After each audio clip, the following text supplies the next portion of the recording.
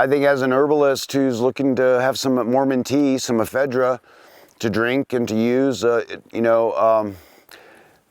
don't really care as much about the species as I do the taste.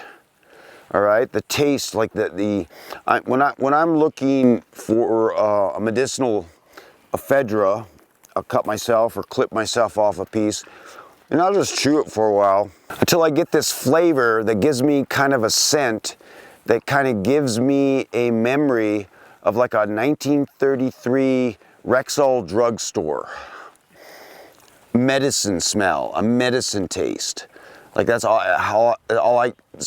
it's the only thing I can describe. It's very metallic-y, medicine-y, chemical-y. That smell and that taste will vary from stand of ephedra, mountainsides, this mountainside over here, this hillside here, 2 miles that way. You do this enough, you end up getting a lot of variation in that metallic-y chemical taste and smell. And in the days when I was an herbalist, a young herbalist, and you could order Chinese ephedra from China or from Chinatown and get Ma Huan or Chinese ephedra, you realize that one is like, whoa, that one's like a serious chemical of smell, taste event.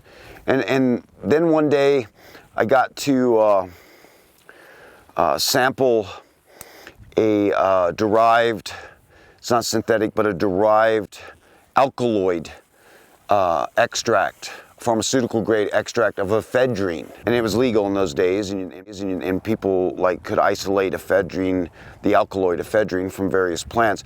And then they would use it for all kinds of medicine value and methamphetamine type of manufacturing and such.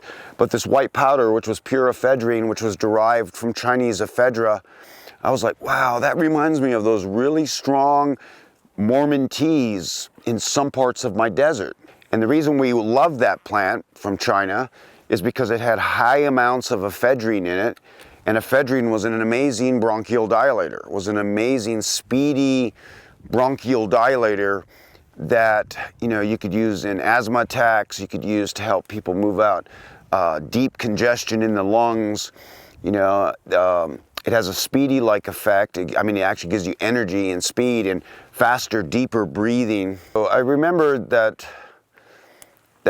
I would really get stimulated if I took some branches of some of my stands that were very chemically, metallically tasting, and I'd chew on them. I'd feel like it was a cup of coffee after about 10, 15, 20 minutes of chewing on it.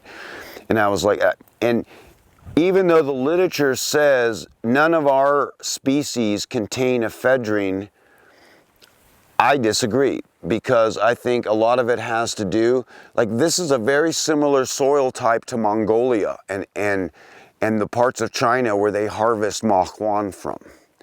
The same type of granite, the same type of soil, and that's where the chemistry of the plant is kind of gonna, the species and the soil chemistry is where the alkaloids and where a lot of the medicine and the chemistry of the plant.